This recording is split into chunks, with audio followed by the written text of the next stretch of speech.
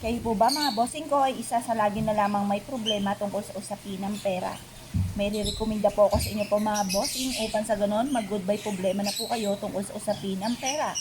Bukod sa inyong sipag at tiyaga at pananalig sa mga Panginoon ay mainam na subukan nyo ang ganitong mga pamamaraan at ito po ay makakatulong upang sa ganon magtuloy-tuloy ang pasok ng swerte.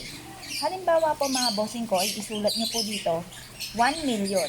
Yan, sulat nyo po dyan 1 million or kaya ibulong nyo po sa ating dahon ng laurel, magkakaroon ako ng 1 million.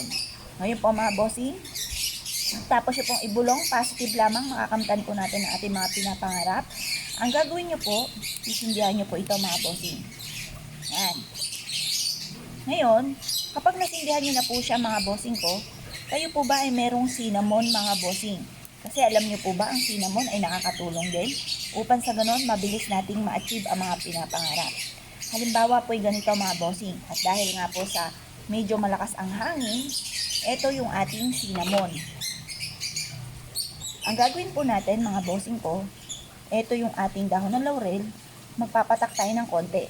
Yan, nagmi-mix na po ang aroma ng cinnamon at ganun din ang ating dahon ng laurel. Mag-wish ka lamang. Yan po mga bossing, mag-wish ka na sa pamamagitan nito, maraming pera ang darating sa akin. Ganyan ang pag-wish mga bossing.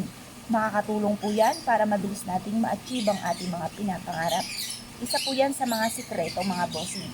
Ngayon po mga bossing, yung pinakapulbos po ng ating cinnamon at dahon ng laurel ay may kakayahan din na maka-attract ng swerte mga bossing. Kaya huwag nyo itatapon ito. Pwede nyo po siyang ihalo sa ating asin at ito po ay magiging black salt po siya mga bossing.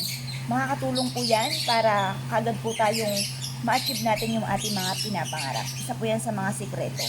Subukan nyo po yan mga bossing. Kasi minsan napapaisip tayo, anong meron sa atin?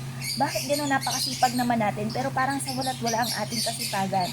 Para may patunguhan ng ating kasipagan mga bossing, ay mainam na subukan nyo po ito.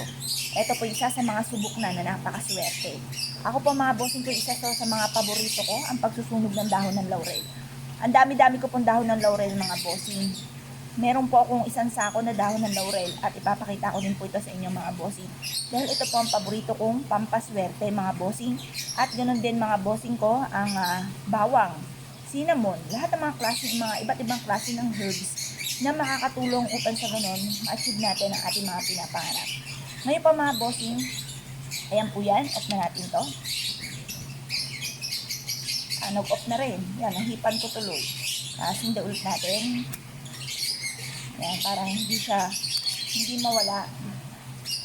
Yan po mga bossing.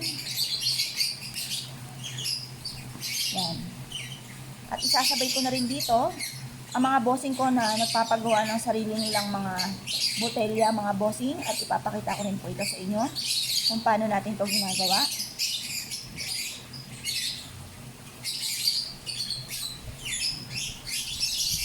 Yan po mga bossing ko yung ating pagpapausok niyan.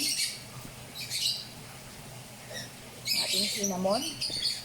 Magtatawag yan ng swerte, magtataboy ng mga kamalasan. Yan, yung usok niyan mga bossing ko ay magtatawag ng swerte.